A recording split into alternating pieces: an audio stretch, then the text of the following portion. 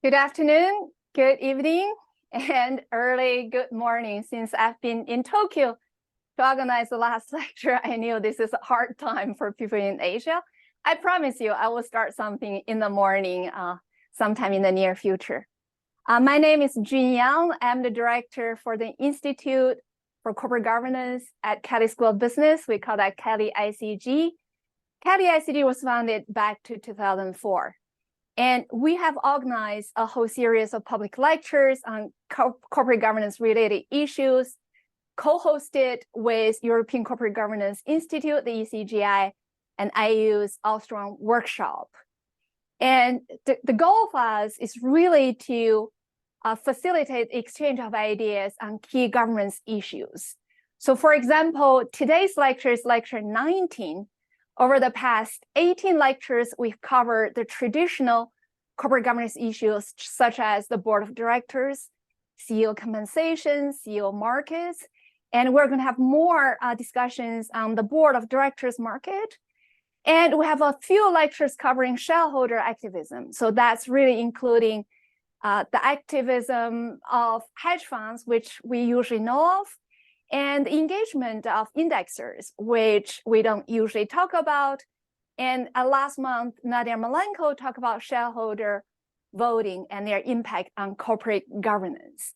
So besides that, we talk about insider trading, corporate culture, and some new issues and challenges presented to and faced by corporate boards, such as ESG, sustainability, greenwashing, climate risk, and new issues such as cybersecurity, data technology, cryptocurrency, blockchain, and how would they affect involvement of corporate boards. So can you roll it back for one slide? Thank you, Matt. So today we are going to talk about CEO activism. For many of you, you will say, what is CEO activism? Does this really belong to the research on CEOs, or this belongs to the research on the activism side? So today we have a rising star who is going to talk to us about what is CEO activism and which CEOs under what circumstances tend to choose to voice their public stances on issues may or may not be related to their core business operations. And Jason will also cover the relationship between CEO activism and the one that we're more familiar with, shareholder activism. So without further ado, I'm going to cover the two lectures. One is for today. The moderator is my colleague from Kelley School of Business, Matt Josephi. And next month, we're going to have this ESG-related discussion. This is called Greenwashing and ESG Investing at a Crossroads. We've been talking about ESG issues probably for the past 10 years. Now is a good time for us to pause and review what we have done, what we know about ESG-related investing. Next slide, please. So here, please take out your devices, and this is the QR code for our December event on greenwashing. The speaker is Petrol Meadows from UVA. The moderator is Janet Gall from Georgetown. I will stay here for 20 seconds.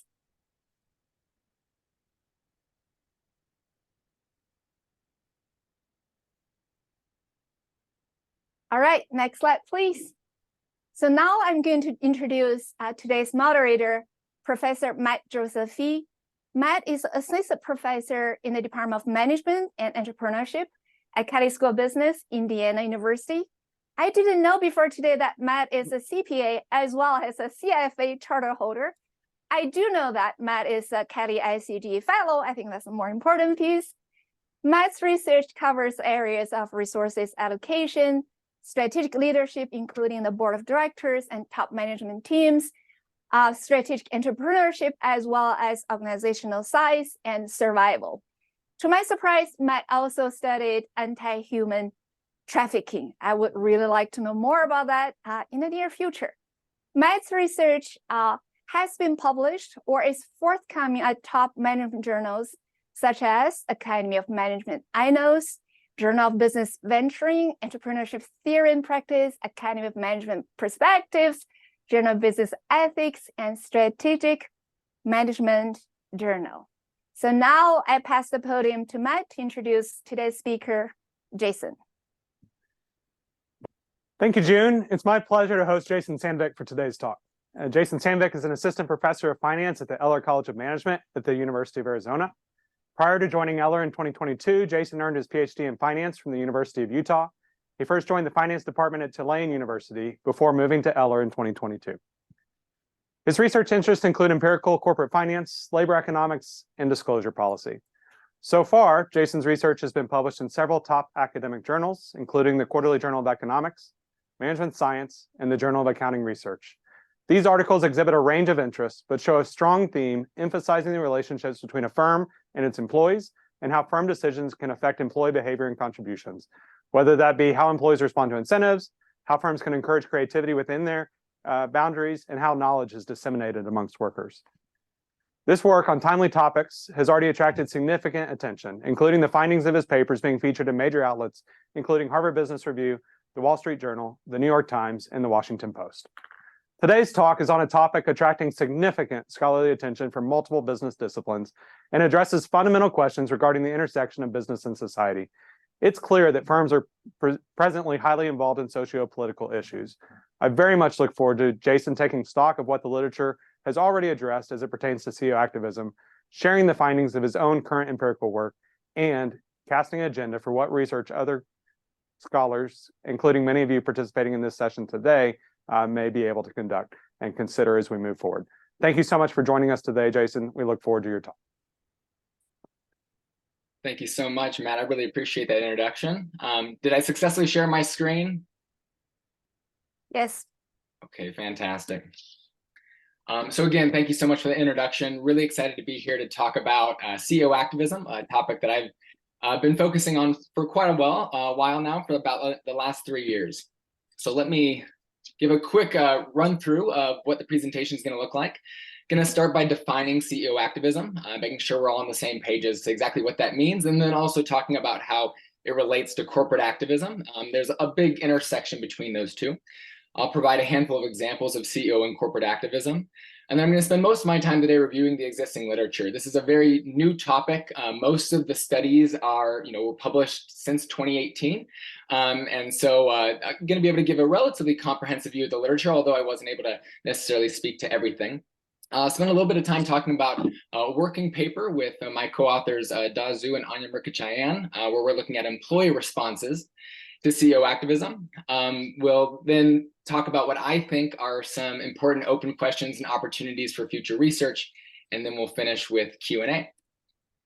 So first off, what is CEO activism? So some of the early authors on the topic define CEO activism as the practice of CEOs taking public positions on environmental, social, or political issues that are not directly related to their business. Another very related topic that other authors have talked about is corporate socio-political activism or corporate socio-political involvement. Actually, our moderator, Matt, has one of the earliest papers on this topic that was published in 2016. And this is defined as when firms express public support for or in opposition to one side of a partisan socio-political issue, possibly a divisive socio-political issue.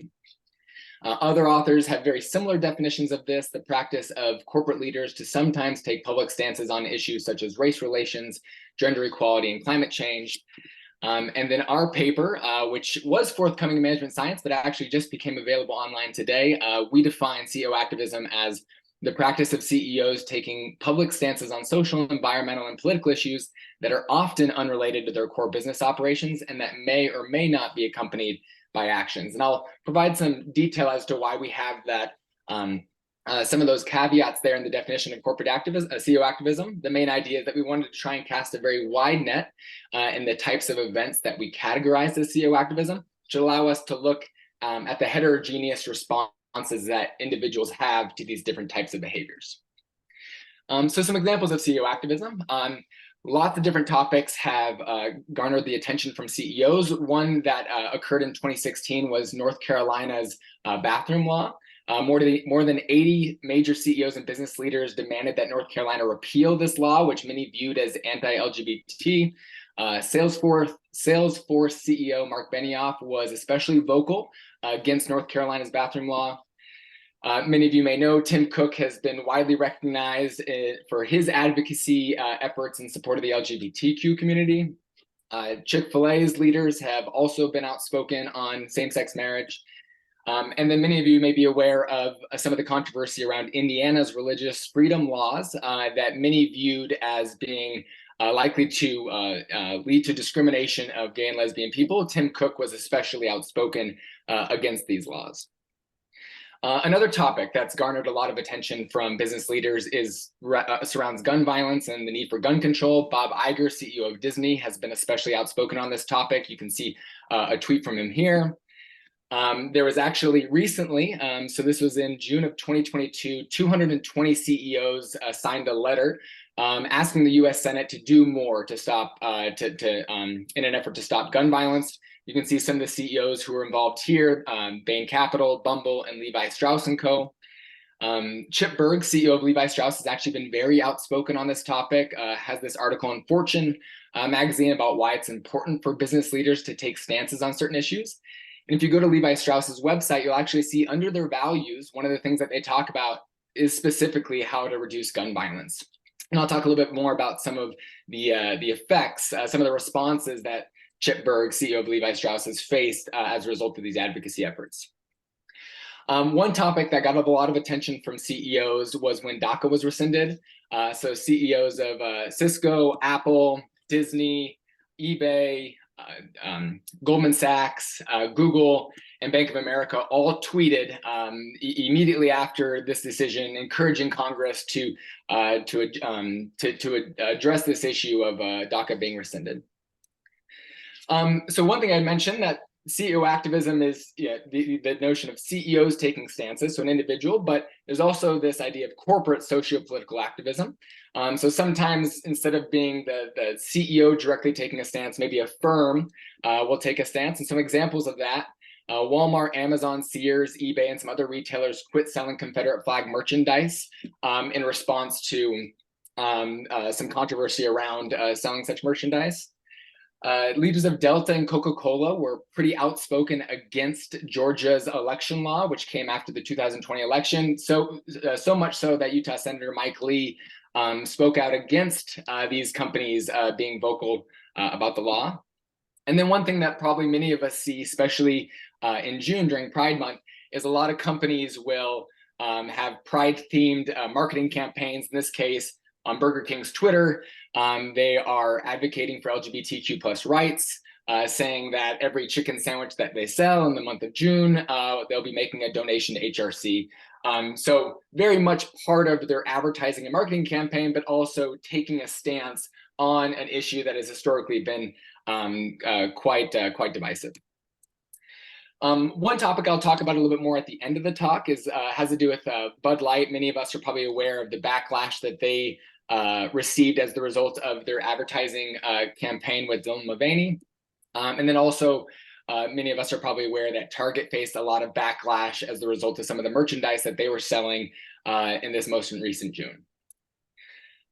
So one thing I wanted to point out right away is just kind of the general trends in CEO activism over time. Where these numbers actually come from is the paper that I just mentioned with Anya and Bibi that actually just was published online today. So quite coincidental that is now live online through Management Science. What we did in this paper is we scraped Google News and we scraped Twitter using a bag of keywords that were related to activism topics to try and get the widest sample of activism possible. Had a little army of RAs who are categorizing and classifying a bunch of the details of these events, ensuring that we were actually capturing activism. And then what we plot here is the fraction of S&P 500 firms whose CEOs engage in activism at least once in the year.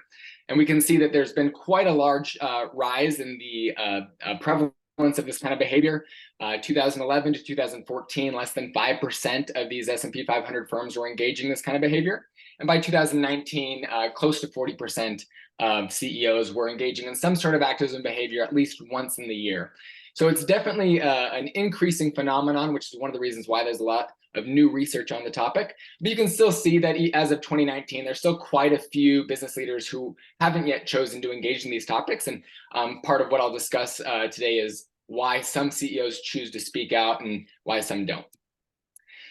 Okay, so to give you an outline of how I'm going to go through discussing the research today, again, I've done my best to try and cast a wide net to be as comprehensive as possible, but with time restraints, certainly I'm not able to talk about every paper on the topic, so apologies to those with research on the topic that aren't highlighted here. And the way I've taken these papers is I've broken them out into 4 different categories, and of course, some of these papers have analyses that speak to multiple of these categories. But the first category that I'll talk to is papers that are talking about predictors of CEO activism, what motivates a CEO to speak out, when do they speak out? And then I'll talk about the papers that focus on the reactions of 3 different groups of stakeholders. So investors, how do they react? How do shareholders react to CEO activism?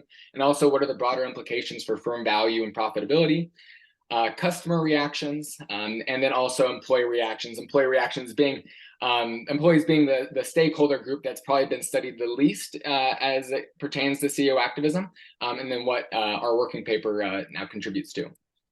Okay, so the first paper I want to discuss is an HBR article from Chatterjee and Tofel. A really nice article that provides a good overview of the topic. One thing that I want to pull out from this idea in brief is they point out that many stakeholders, especially customers and employees, are starting to expect corporate leaders to speak out. And so, in asking why are CEOs speaking out on the topic, well, one of the reasons is there's a lot of pressure from different stakeholder groups to do so. Sometimes it's internal pressure from employees, sometimes it's external pressure from customers.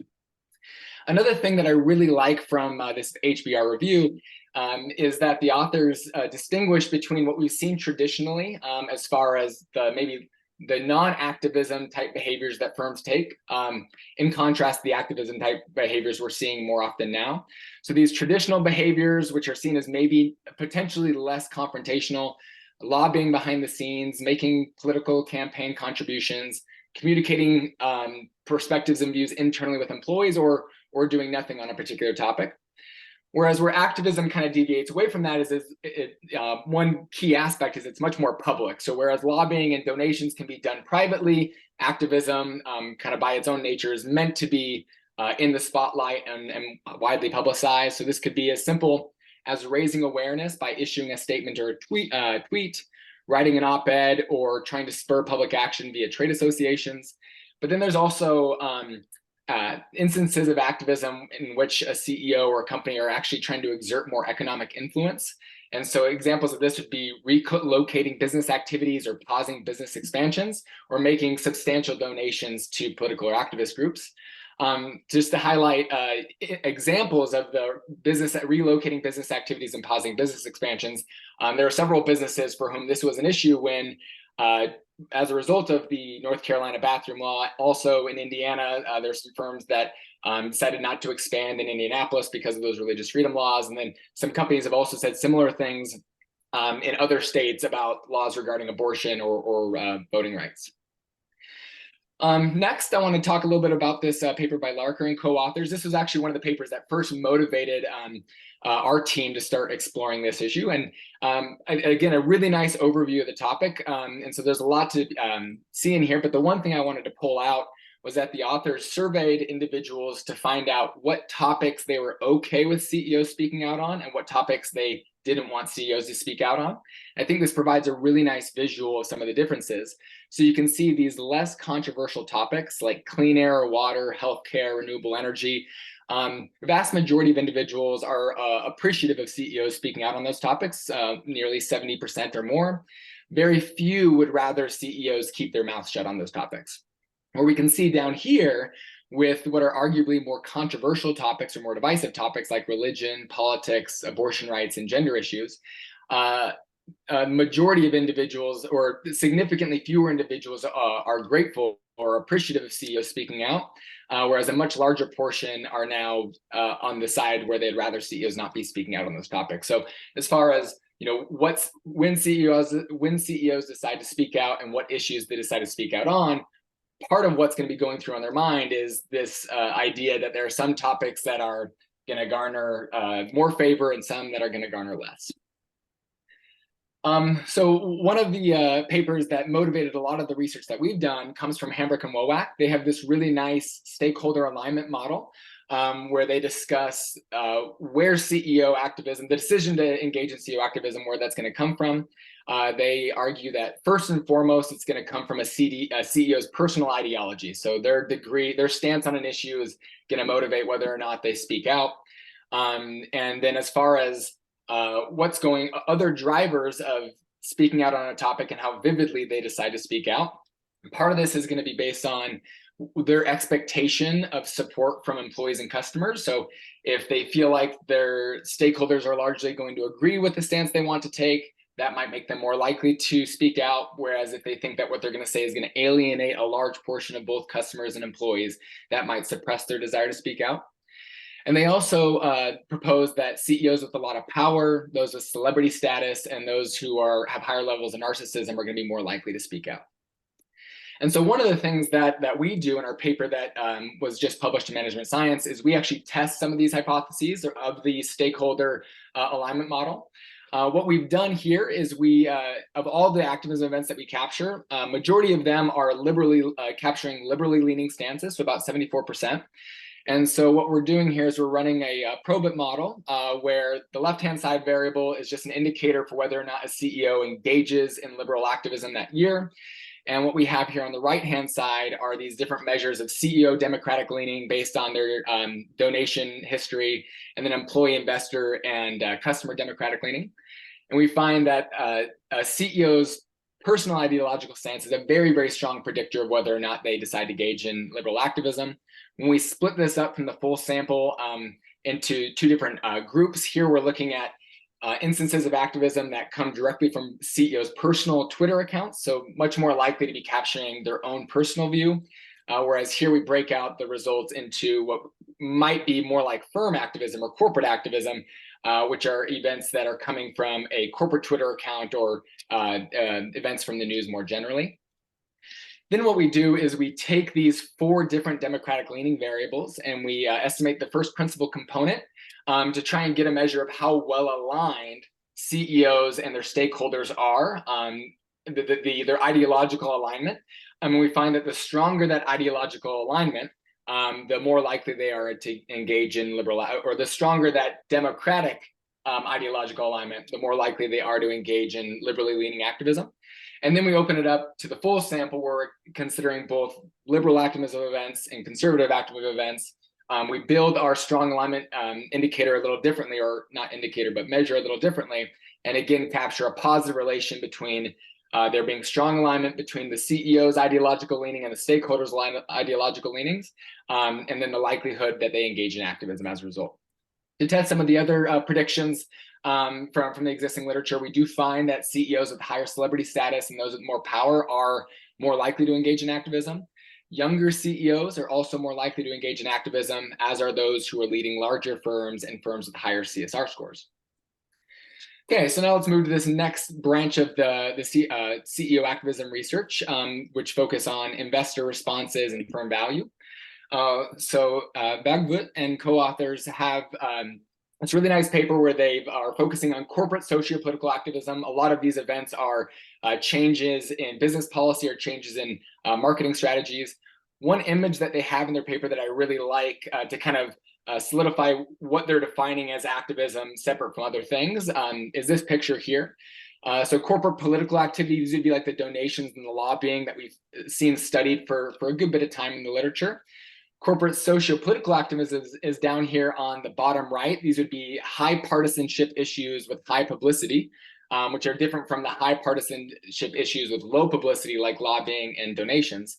And then they separate all this from corporate social responsibility, both routine CSR with no promotion and special CSR with high promotion. So ultimately what they find is that investors react negatively when companies engage in corporate socio-political activism, so this highly public and highly partisan type activism. And you can see some of the examples of the events in their sample. Amazon removing Confederate flag merchandise from their website, Chipotle prohibiting guns in their stores, Starbucks launching a marketing campaign to promote conversations about race, JCPenney having an advertisement that features 2 lesbian mothers on Mother's Day. And so, one reason for the negative investor reaction to these events may be that departure from the status quo. Also, their sample covered 2011 to 2016, and it may be the case that in those earlier years of CEO activism, there just may have been less approval of it as a appropriate behavior for CEOs to take. Bedendo and Simming have a publication that looks at CEOs who resigned from President Trump's advisory council. So there were 26 firms that they were able to track. In this setting, they find that on average, shareholders reacted negatively to this decision to resign. And this is consistent with the fear that firms may be weakening their political influence as a result of severing those ties with the president. These resignation decisions seem to be driven more by a CEO's personal political ideology as opposed to the firm's CSR initiatives. And they also find that managers are more likely to resign when they are protected via the firm's corporate governance rules. So again, the notion that more powerful CEOs who are more insulated from backlash from the board or shareholders may have more freedom and flexibility to engage in activism. A working paper from Gangopatai and Humroy focus on both the customer channel, but also look at this as have a measure of use ROA as a measure to see how CEO activism affects profitability. In the regression here, they're looking at instances of CEO activism in the previous year. They find a positive relationship between that and return on assets in the current year.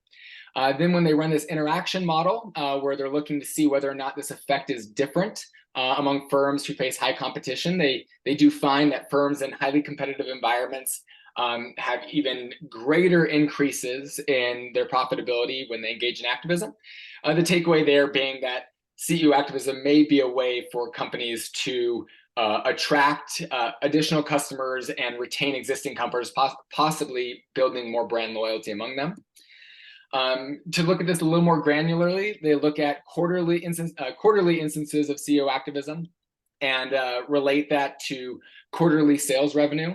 And so you can see here that back to 3 quarters, there's a positive relation between engaging in CEO activism and sales revenue, but the effect being much stronger with more recent CEO activism, which I think makes sense, as those are the events that be more salient in people's minds. Another way of looking at investor reactions comes from this working paper from Durney and co-authors. Here, the main focus is looking at how investors react to CEO activism when that activism is more or less operationally relevant for the company. And so what they did is they ran an experiment where they had 2 different versions of a sporting goods store, in this case, Sports Galore. One version of Sports Galore sells rifles and handguns. The other version of Sports Galore does not. So in this case, where weapons are being sold at Sports Galore, speaking out on gun control is operationally relevant for the firm, whereas for this version of Sports Galore with no guns being sold, speaking out in support of gun control or against gun control would be less operationally relevant.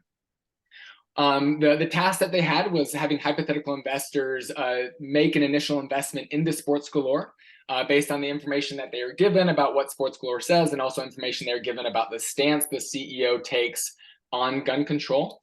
You can see very intuitively participants who support the regulation, they buy more of the stock when the CEO also supports the regulation.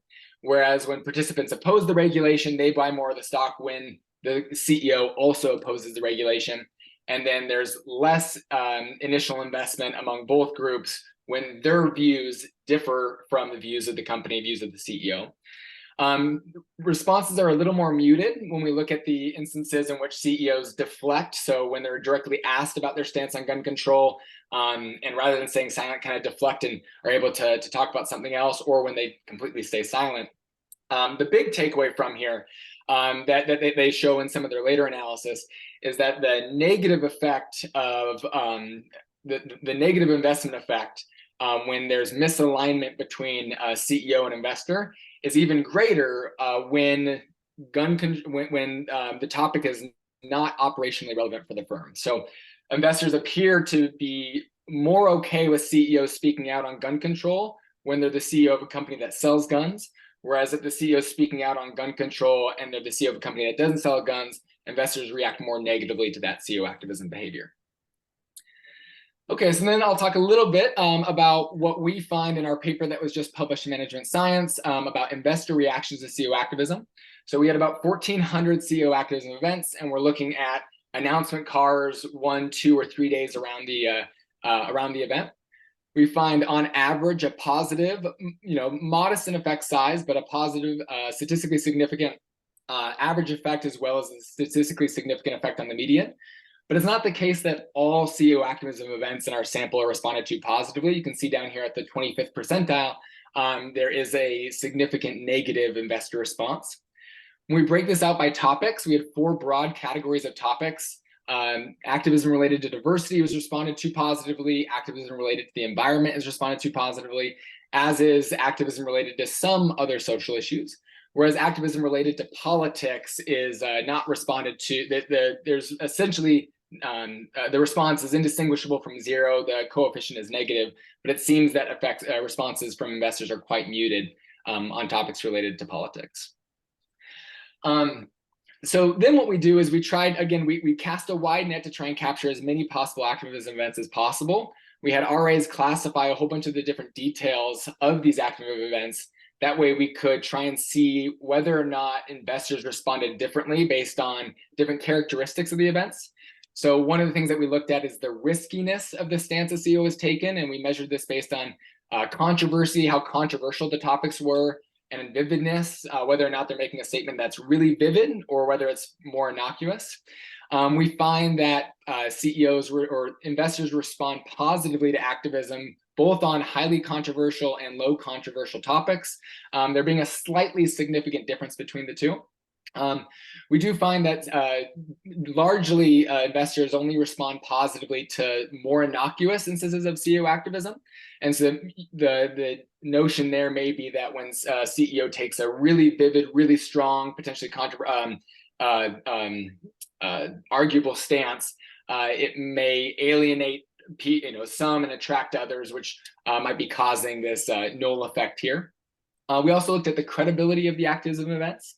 And so here we're seeing whether or not the donations behavior of the CEO, whether they donate more to Democratic political candidates or Republican political candidates, aligns with the stance that they're taking. And we find that investors only respond positively to more credible CEO activism. So that's when likely Democratic CEOs are taking liberal stances, or likely Republican CEOs are taking conservative stances. Whereas when there's a mismatch between that donation behavior and the ideological leaning of the stance they're taking, investors do not respond positively. And we also find that investors respond positively both to CEO activism with high cash flow implications, like a CEO making a large donation, or activism events that have no cash flow implications, like just taking a stance, but not with any action behind it. The last thing I want to talk about in regards to this paper is we realized, and this comes up a lot in the literature, that there is maybe a difference between CEO activism, where CEOs are taking a stance and communicating their personal beliefs, versus firm activism, which is maybe part of the company's broader public relations strategy or marketing strategy. So we've done a few things to try and break things out into activism that's more likely stemming from the CEO's personal beliefs versus firm activism. The way we do that here is we look just at activism that comes from a CEO's personal Twitter account. We find a positive investor response. When we look at events that come from the company's corporate Twitter account or that are in the news, we also find a positive response, and the difference is not significant. Other ways that we've broken this out is looking at activism that's likely more proactive, which is more likely to capture a CEO's personal stance, versus reactive activism, which would be like only speaking out in favor of LGBTQ rights in June, which is Pride Month, or only speaking out about gun violence after a mass shooting. In both cases, we find that investors respond positively, whether or not it's proactive or reactive activism. And then we also find that investors respond positively both with events that are likely more unrelated to the core business operations of the company, or if it's very clearly related to the core business operations of the company, they seem to respond positively in both cases. Okay, now let's talk a little bit about some of the customer reactions. So another paper by Chatterjee and Tofel are focusing on Tim Cook taking a stance against Indiana's religious freedom laws. And so what they did here is they ran an experiment where they measured individuals' intent to purchase Apple products based on whether the information that they were given. So in this no framing effect, that's right here, they were just simply asked, how likely are you to buy Apple products in the near future? In this middle effect with Tim Cook's discrimination framing, first, the individuals were told that Tim Cook expressed his concern about Indiana's new law because he believed that the law may allow people to discriminate against gays and lesbians. Then they were asked how likely they were to buy Apple products. And in this third instance, again, participants were primed with information about Tim Cook, but it was more innocuous information just about his management philosophy more general. What the authors find is that there is a statistically significant increase in individuals' intent to purchase, moving from this area between not likely, not sure, just in the not sure. So maybe a modest effect as far as the overall magnitude, but a statistically significant increase, suggesting that when customers are exposed to the CEO activism behaviors of the companies they may or may not purchase for, could actually impact their purchasing decisions. In this working paper by Korshin and co-authors, their focus is on differences between firms based on whether or not the firm has a market-driven strategy, where they're focused on profits, they're focused on performance, increasing shareholder value, as opposed to a firm that speaks much more about its having a value-driven strategy, value-driven philosophy. And what they find is an opposite effect as far as whether customers desire to purchase that company's products based on whether or not the CEO takes a stance on the death penalty or abstains from talking about the death penalty. In the market-driven condition, that's this dotted line here. Here, if a CEO abstains from talking about the death penalty, there's a higher intent to purchase relative to when CEOs take a stance. But for the values-driven company, when those companies abstain, there's actually a lower desire to purchase. So it appears to be the case that customers are expecting values-driven companies to be outspoken on these topics. The mechanism that they think is taking place here has to do with hypocrisy. So you can see here, if you're the companies that highlight themselves as being values-driven, when they abstain from talking about a controversial topic like the death penalty, there's a high perception of hypocrisy among those firms. And then conversely, when a market-driven company, so a company that has set itself up to be, not necessarily having a strong value proposition, really just trying to create good products and sell them as much as possible to drive profits, when they engage in CEO activism, at least in this case on the death penalty, there is also a high perception of hypocrisy. So I think real nice findings that as far as studying CEO activism, not all firms are going to be perceived the same. A lot of it's going to have to do with their pre-existing strategy, whether or not they show themselves to be more market-driven or value-driven. Hole and Poliquin use, I think this is a really creative study. They use cell phone ping data to see how customer foot traffic changes for the firms whose CEOs spoke out against gun violence or spoke out in support of greater gun control. So this occurred in September of 2019, focusing on 4 companies that have retail locations: Walmart, Dick's Sporting Goods, Levi Strauss, and Gap. And what they find here is that on average, these companies had a decrease in foot traffic for 4 weeks after those companies signed the letter and speaking out in favor of stricter gun laws. And then they break this out because they're looking at establishment level data. They're able to see whether or not this effect is driven by foot traffic in more conservative or more liberally leaning counties. They find that this decrease in foot traffic is almost entirely driven by customers in very conservative areas. You can see that light red line shows that also in conservative areas there's a decrease, whereas in the very liberal or the liberal counties, foot traffic for these companies really didn't change very much. And then in all cases, things seem to rebound about 6, 8, 10 weeks later. So appears to be real nice, precise data on real precise empirical evidence of the impact that CEO activism can have on immediate customer purchasing behavior. In this case, it looks like things rebound and went pretty much back to normal for these firms. Maloney and co-author provide this really nice model of CEO activism equilibrium. I'm not going to be able to get into many of the details here, but some of the main features is that credible CEO activism can create firm value, But if there is any belief that companies may just be woke washing, which is kind of similar to greenwashing, which we talk about a lot in the ESG literature, the notion of woke washing is going to reduce activism's ability to create value somewhat. And the one thing they talk about down here at the end is that there's a close link between CEO communications and product market strategy. So whether or not the company serves kind of a mass market group of workers, or if they have a very niche market, so not workers, but customers, or if they have a very niche market, that can impact their decision, in equilibrium, impact their decision to engage in CEO activism. The last paper I want to talk about that has to do with customer reactions is from Jin et al. This is forthcoming in the Review of Accounting Studies. So they're focused on the companies and leaders who spoke out against Georgia's election law. So you can kind of see the timeline of when this took place. Election Integrity Act of Georgia was passed in March of 2021. The Civic Alliance ad was run, and then on this Wall Street Journal, New York Times, Washington Post ad was also run, in which many companies spoke out against this law. Here are the companies that have retail locations that make their way into the author's study. And ultimately what they show is that the companies whose leaders spoke out against Georgia's law had a decrease in foot traffic in the following months. So that's this red line, So that's this red line here. Before any of this, before the event took place, they are above the non-speak out firms, and then that flips.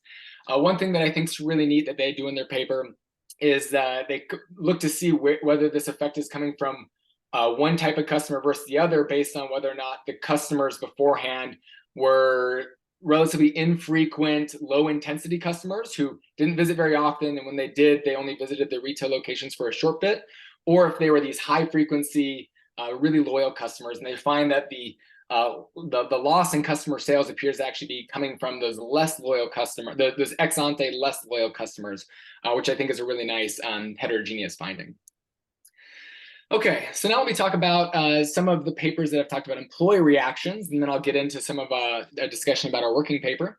So Rubano has this really nice paper in management science that runs what I think is a really impressive two-stage experiment. I've run experiments like this before, and they're logistically very difficult. So I'm really impressed that the author was able to pull this off. Essentially, had workers complete a task on Upwork. At that time, was able to gather information about the workers' stances on certain socio-political issues, invited those workers back to do a second job, where the workers were given information about the employer's stance on a certain political issue, a socio-political issue, in this case, gender identity-driven bathroom access. And then what they look is to see how the productivity of employees or these workers differs, depending on whether or not their stance on gender identity-driven bathroom access is similar to or differs from the stance of their employers. And what they find is an asymmetric effect. When there's misalignment, workers reduce their productivity. But when there was alignment, we don't see a symmetric increase in productivity. And so here in figure A, this is capturing all the participants who opposed the law. And so you can see for the companies that when the company supports, but the worker opposes, there's a significant decrease in productivity relative to the control, which we see here on the right bar. But when both groups oppose, the company and the employees, there's no difference between their productivity and the control. Similarly, when a worker supports the regulation, but the company opposes it, there is this decrease in productivity. So again, that's the decrease due to misalignment. But when both support the company, when the worker and the company both support this law, their productivity is no different than in the control. So highlighting that there may be this asymmetric effect where you could be alienating customers or alienating employees, causing them to work less hard, but not necessarily getting the upside of aligned employees working harder. And then Wowak and co-authors have a paper where they also look at gender identity-driven bathroom access. So this is focusing on the CEOs who signed that letter asking that the bathroom bill be thrown out. They find that the organizational commitment of employees, as measured by their Glassdoor ratings, improves when CEOs from liberal organizations sign that document. And so really focusing here on the interactive effect of CEO sign, but also these workers are in more left-leaning organizations. They also find that the general support for liberalism in the company increases subsequent to CEOs signing this document, though specifically CEOs of liberal organizations. Okay, so now let me talk a little bit about, I think we're doing good on time. Let me talk a little bit about this working paper we have. So this is with Anya Murkachayan and Da Zhu. Title of the paper is Employee Responses to CEO Activism. As been discussed a little bit, the theoretical link here as to why employees might be responding or might care at all. Maloney and co-author, whose paper I already talked about, mentioned that employees may incur non-pecuniary benefits or costs from working for leaders whose ideological leanings either align or don't align with their own.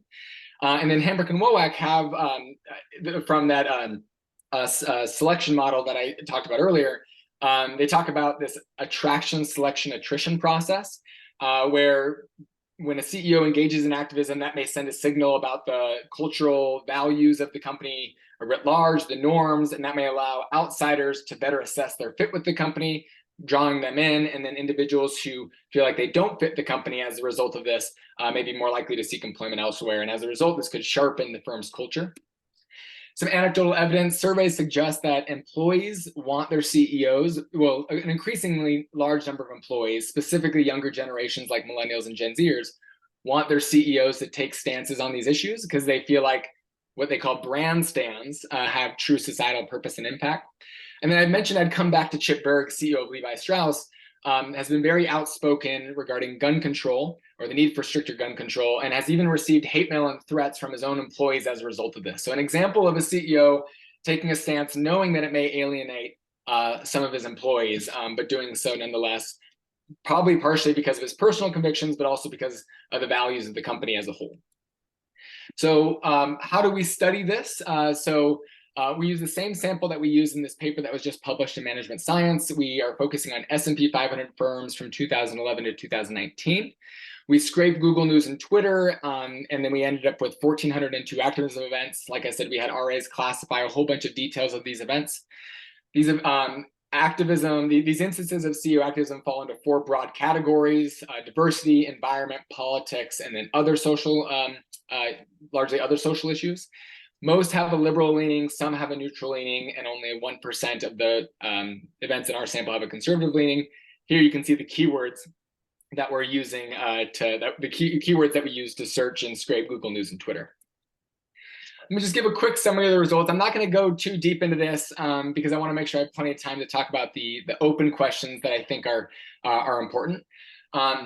At a high level, we use Glassdoor reviews to measure changes in employee sentiment. So looking at both the overall rating that employees give the firm, their rating of top management, and also their rating of the firm's culture. We estimate a positive relation between CEO activism and employee sentiment. So the more instances of CEO activism in the prior year, the greater employee sentiment is this year. We find that this is largely driven by activism that's workplace relevant. So topics related to diversity, topics related to pay gaps and income equality. But in some more recent tests, we found that it's not just the case that individuals are reacting to an increase in benefits. So we find both when CEOs are talking about diversity or talking about income equality from the perspective of saying what they're doing or what they've done in the firm, but also if they're just talking about it more in general, employees seem to react positively to both of those instances.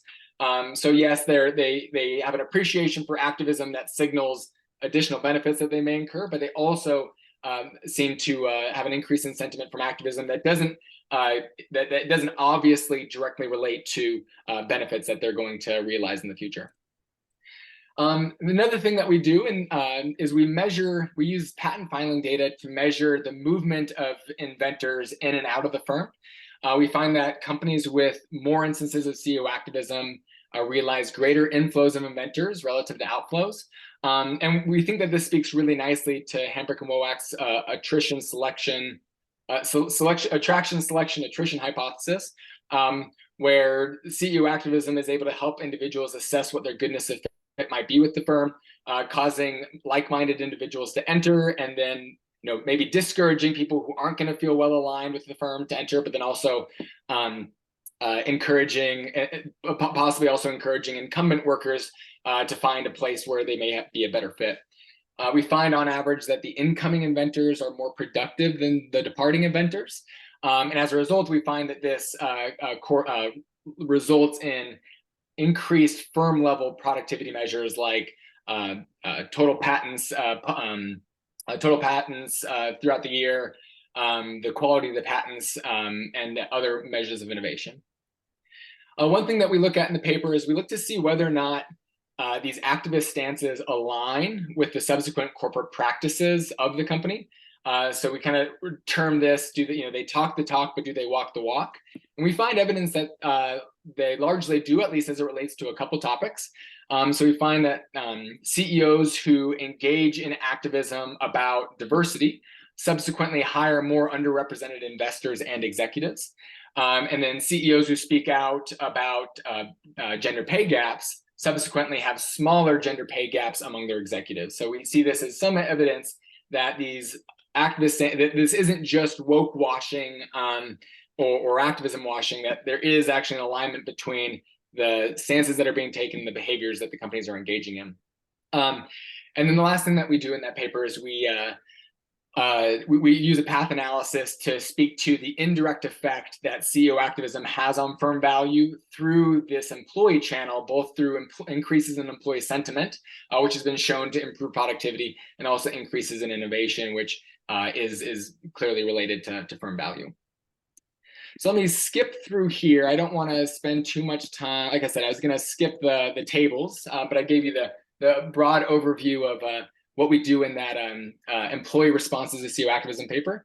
What I want to do with the last few minutes that I have is talk about open questions and what I think are some opportunities for future research on the topic. So this is a pretty new phenomenon, CEO activism and corporate socio-political activism, and the behavior is clearly still evolving. One thing that makes CEO activism hard to study is that these events are not randomly assigned to firms. There's clearly a self-selection issue. Firms that, it may be the case that CEOs only speak out when they expect to have a positive response. And, many are probably making this kind of, weighing this decision in their minds before they take a stance on an issue. This is one of the reasons why a lot of the early studies have conducted experiments. And I think those experiments have been super helpful in giving us a really nice starting point from which to continue to branch off to study this topic.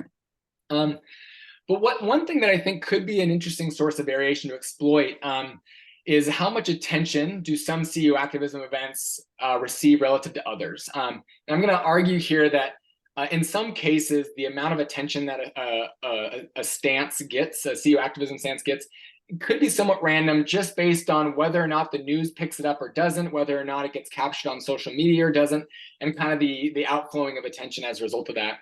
And so kind of the example that I'll give as a little case study here has to do with the explosion of attention that Anheuser-Busch received earlier this year. And I use the word explosion with pun intended. So to give you just a reminder for those of you who don't remember what happened with Anheuser-Busch, in March, late March, early April, they had a promotion where you could win $15,000 for posting a video of yourself carrying as many Bud Light cans as you wanted. Okay, relatively simple promotion. We see a lot of these things all over the internet, all over social media. And to spread the word about this promotion, Bud Light contacted all of it, many of its influencers for them to, post a video of them doing this. That way their followers would do this and that would catch on. Well, one of their Instagram influencers is Dylan Mulvaney.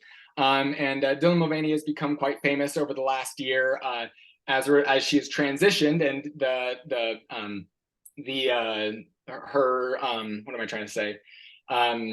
her series is called 365 Days of Girlhood.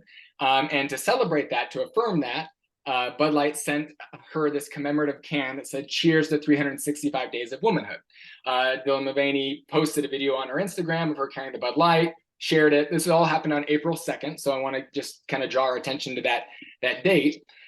And then 2 days later, Kid Rock posted on social media shooting cans of Bud Light to protest the partnership between Bud Light and Dylan Mulvaney. Apparently, Kid Rock was not happy with Bud Light affirming Dylan Mulvaney in the way that Bud Light did. And Anheuser-Busch responded to this pretty quickly, just reminding people that they work with hundreds of influencers as a way to connect with customers kind of through a genuine approach. From time to time, they produce unique commemorative cans for their fans and brand influencers. The commemorative can for Dylan Mulvaney was a gift to celebrate her personal milestone, is not for sale to the general public. What I really want to kind of highlight, though, is the timing of this, because I knew all this happened, but I wasn't really aware of the timing of all the events. So here's Anheuser-Busch's stock. You can see that right at the beginning of April, it actually kind of tipped out, and maybe this was due to March Madness. People are buying a lot of beer. April 2nd happens. Dylan Mulvaney posts a video on her social media. April 4th happens. Kid Rock blows up Bud Light, and stock price goes down. But then you can see for the rest of the month of April, things kind of leveled out. And you may have thought that, like, okay, this is all over, it's done, like we've handled it.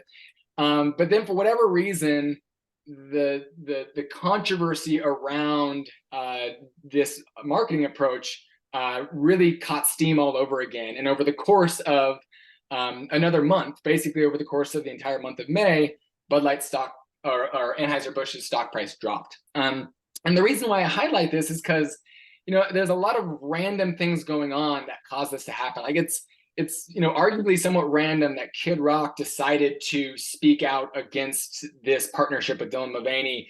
And then, whatever else took place here, as far as whether or not the news outlets continued to talk about it, or some people with just enough Instagram followers also posted of them destroying Bud Light cans.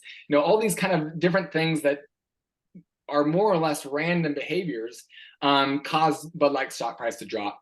And so, what I'm proposing is that there are a lot of other firms that are doing very similar things to what Bud Light did here, using Instagram influencers to advertise their products, and as a result, taking either an explicit or implicit stance on potentially a controversial social political issue. But for some firms, this turns into this Bud Light mayhem of stock price drops. Whereas for other firms, it kind of goes largely unnoticed. So both firms may be engaging in very similar behaviors, but one, there's much more salience than the other as the result of all the media attention. And sometimes it could be positive media attention too. And so one thing I think that we should be thinking about, in this regard is we still really don't know the long run effects of companies and CEOs taking these activist stances. Because this is such a new phenomenon, we don't yet know whether or not a company like Bud Light is actually potentially going to benefit in the long run as a result of maybe having attracted customers that it might not have attracted otherwise. And so one thing to consider as far as looking for future research is, are there long run benefits to being an early mover on these social issues? And it may be the case that if salience is low, if no one knows that you are an early mover, then no, there's probably not going to be a long run benefit. There probably weren't costs either, because salience was low, no one knew you did it. But if salience is high, maybe there are, what are the long term consequences? Right now it looks like it's easy for people to look at the Bud Light example and say, oh, that was a marketing misstep, but we don't know. We don't know what the long run consequences are going to be.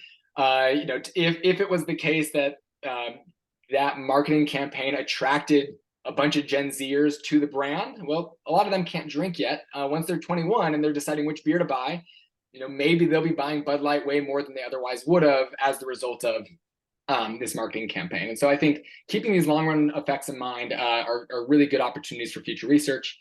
I think getting more into the credibility of these stances, comparing to donations and lobbying behavior, is also an opportunity for more research. You can see in our paper what we've done in this regard, but I think more could definitely be done. One thing I'll say that I did at the very beginning of this project is I contacted all the the largest pride organizations in the country to try and see if I could get their corporate sponsorship data, because I wanted to see if I could build out a time series of just who sponsors, how much they donate, how prominent are they, and how that changes over time. Well, I tried to solicit all this data in May of 2020, which is 1 month before the COVID Pride, that of course all these pride organizations were having a really hard time figuring out what to do. So I lost traction, really didn't pursue it.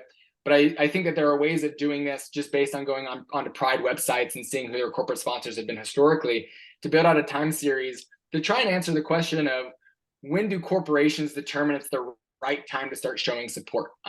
You look at the difference in corporate support for Pride 20 years ago compared to today, there's a huge change, huge shift. And so I think, being able to speak to, when companies deem it safe or, like a smart business decision to start supporting, I think that's a worthwhile thing to try and show in the data. Anything that can be done to try and delineate between a CEO's personal stance and their corporate PR marketing strategies, I think would be a great way to contribute to this literature. It's so hard to do this because CEOs are the figureheads of their organization.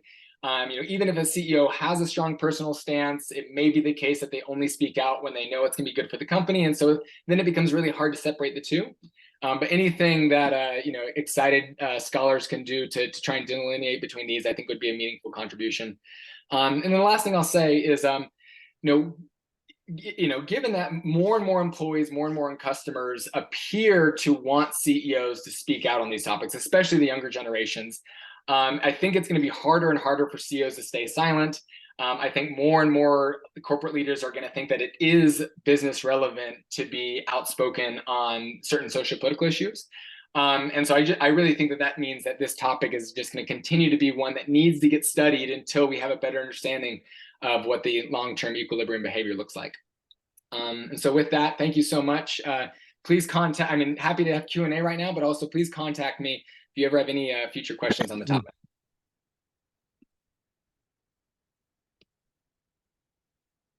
Thank you, Jason.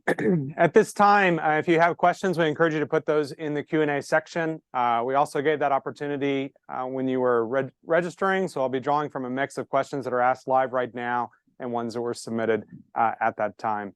As promised, I think Jason really delivered on three fronts: taking stock of what the literature has tried to dig into, revealing some of his own research findings, and then starting to cast this vision of where this literature may go going forward. So Jason, great job. Thank you so much for your overview. In terms of digging in further, one of the first themes of questions that we received is about human capital. Obviously, a lot of your own prior work talks about employee-related themes. And so we had questions from participants that ask if you can expand on the extent to which CEOs engage in any activism that relates to human capital issues. Anything related to worker-related issues or conditions, advocating for changes or increases in human capital-related disclosures. Can you talk a little bit about what you may have seen in this theme? Yeah. So actually, I was just scanning through our events the other day as a result of kind of working on our research, and some of the things that come up are companies are becoming more aware that consumers, shareholders, lots of individuals care that all of their work is being done in a way that is aligned with human rights. And so the notion here being that if you're just outsourcing or offshoring all of your work to places with potentially where employees aren't treated very well, that's a point of concern for lots of different stakeholder groups. And so including, of course, the interest in treating a company's domestic employees well. There also seems to be this increased interest for leaders to make it, to publicize the good treatment that they are giving to all their international employees, that they're ensuring that their suppliers and their third-party contractors are treating their workers correctly. And we see that showing up in the data as far as individuals or CEOs, leaders reporting the kind of from their sustainability efforts, just how well, the best way to say this is how they're ensuring that there are no human rights violations in the supply chain, essentially. And so that's one way in which the human capital question has become real important. And then, of course, as it relates to domestic employees, the need for income equality, the need to make workplaces be more inclusive. These may have not, these are all topics that are relatively new, but we're seeing CEOs and leaders are being more outspoken about wanting to create these kinds of positive environments for their employees. I think recognizing that human capital is such a huge driver of firm value, the need to attract and retain, and one of the ways in which they're doing that is through their activism efforts. Thanks, Jason. Yeah, it's definitely one of the things that's exciting to me about this topic is that it does appeal to all sorts of different business disciplines, and that really showed up, I think, in your review of the literature. There's management scholars working in this space, you as a finance scholar in this space, but obviously a lot of this is tied up in marketing questions and the brand that's being projected.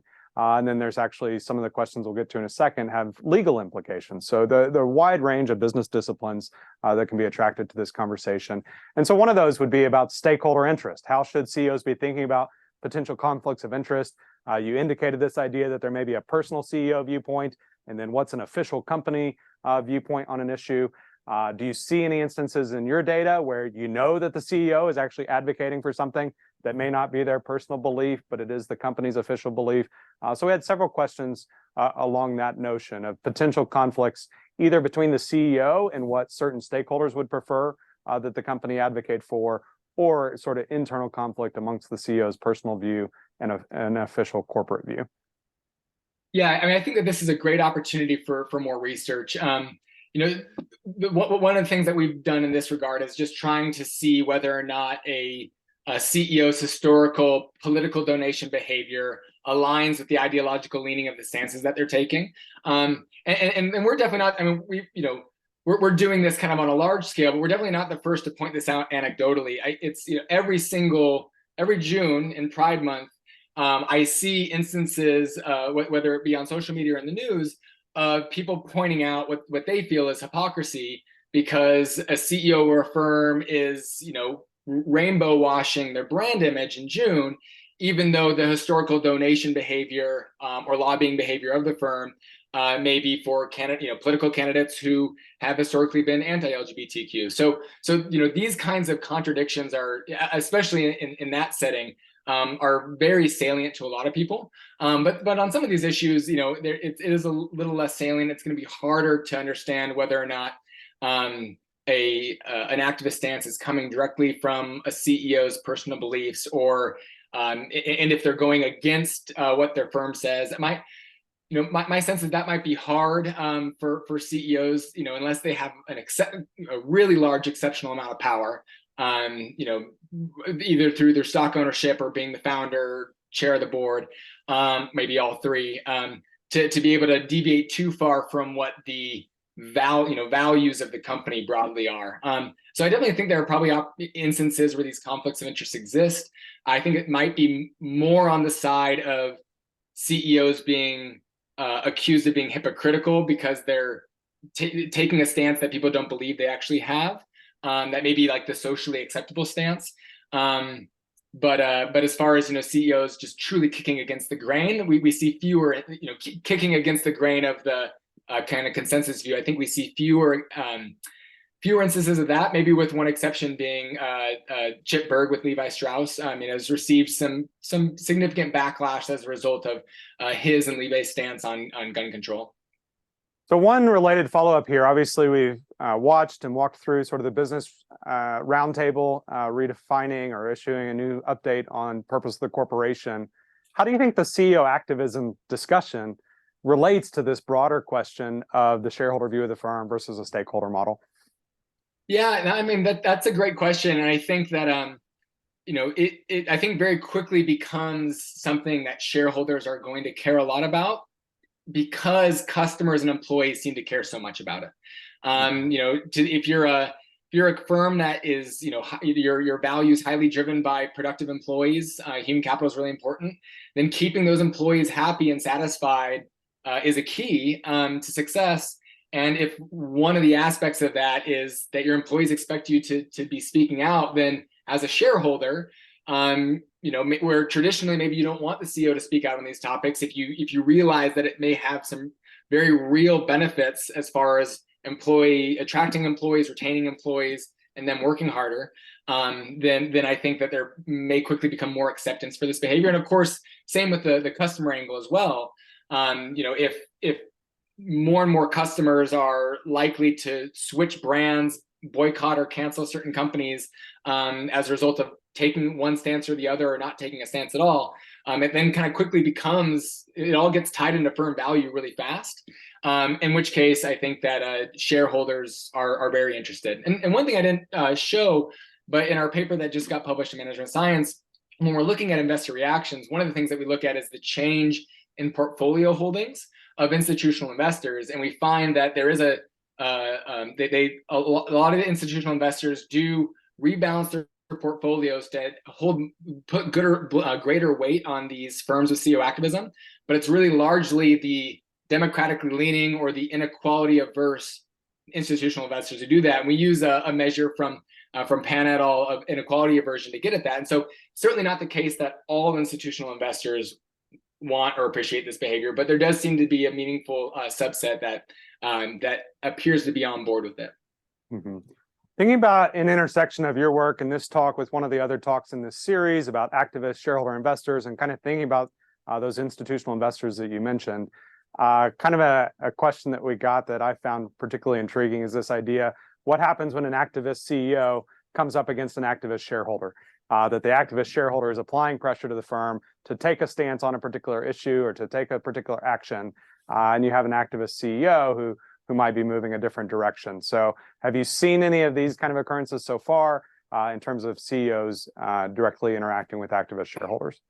So I personally have not looked into this yet, with the exception of the little bit that we did in the previous paper where we looked to see how different types of institutional investors reacted differently to activism. But I think that this would be a really good opportunity for a meaningful contribution to the literature, especially kind of in a real kind of finance niche aspect of this, because there could be very real synergies there, right? If you have an activist shareholder who wants the company to be more outspoken on a topic, and the CEO happens to align with that stance and wants to be outspoken too, like that could be a real positive synergy between the two. But of course, if you have activist shareholders who want the company to, from a socio-political standpoint, to orient the company in a particular way that's misaligned with the CEO's personal views, I think you could there very quickly have some conflicts that might be hard to overcome. And I think that that's where we may see this sorting of CEOs into certain firms. Another dimension of that sorting may become, where do they land on their stance on some of these socio-political issues? Jason, one of the live questions we just got, I think some of your presentation almost indicates that this feels a little bit inevitable, that we're going to have more and more CEOs speaking out more and more issues, that this is the trend, this is the direction. But one of the live questions we got said, is this what customers and employees actually want? Is this a subset of loud and vocal individuals who want CEOs to take stances?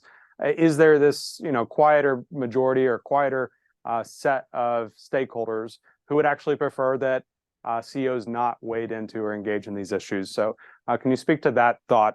They specifically referenced the survey by Larker as maybe some evidence that indicates that there is at least a subset of customers, employees who would prefer CEOs to stay more silent. Yeah, no, that was actually what I was going to directly point to as well. I think that survey provides a really nice starting point for, at least when it was conducted, I think 2017, 2018, kind of what the representative view was on this. Certainly there are some topics that we're all fine with, not all. There are some topics that a majority of us are fine with CEOs speaking out on. And then there are some topics that are much more divisive. It's not clear where a stance should be taken. I definitely can't, beyond what they've done, I can't speak too much to whether or not, I haven't seen any more up-to-date representative survey evidence of whether or not people actually want this behavior to occur. It is becoming more prevalent, which leads me to think that there is probably increased pressure to do so. So that probably means that, more and more people want CEOs to take stances. One anecdote that is, I think, very salient right now is I've seen multiple organizations, including universities, speak out about the conflicts in Israel and Palestine, and specifically say that they have been asked and kind of, encouraged internally to take a stance. And so I think that's at least one anecdote of, in a very current topic of where there is this pressure. As far as, long run, where employees and customers land on all this, some people believe that the reason why customers and employees want this is because it's so hard to get things done politically. There's so much red tape, it takes so much time. Whereas CEOs taking a stance in the media, in the news or on social media can potentially help enact change quicker. I think that's what some people believe. And so, if part of the pressure for CEOs to get involved is to expedite some of this red tape and changing beliefs, changing perceptions, changing policy, then maybe, other mechanisms need to be improved. where the changes that people want can occur without CEOs having to get involved. So, that could be one instance in which, maybe CEO activism becomes less needed or less seen as less important in the long run. But I really can't speak to whether or not that'll actually be the case or how likely that is. Jason, thank you so much for sharing your perspectives with us today. I really appreciate you taking the time to share your research with this audience. At this time, I'm going to hand it back to June for some closing announcements. All right. Thank you so much, Jason, for a wonderful talk. So CEO activism is really a new phenomenon. It's kind of evolving all the time. So if we come back in 5 years, there might be more research. The conclusions might be quite different. That makes this discussion exciting and useful. So for all people who are interested in today's lecture, the recording, the slides, as well as Jason's answers to the questions, many of those are not answered yet at this point. So we will take care of that in about a week. It's going to be posted on our blog site. It's Kelley blog, ICG blog at kelley.iu.edu. So the last slide I have is an advertisement for 2 forthcoming lectures. The first one is Greenwashing and ESG Investing at a Crossroad. The QR code is there. This is the same as the one I showed before. And the first lecture for spring 2024 is going to be about rating agencies, including the traditional bond rating agencies, as well as the ESG ratings. So I really look forward to those lectures. Thank you all again for spending a wonderful 75 minutes with us. Thank you again, Jason, and thank you, Matt, for helping the ICG and our discussions on corporate governance related issues. Thank you. Good night, good evening, and I don't know what to say to Asian people. If you're still up, you should go to bed. Have a wonderful good night. Bye. See you next month. Bye.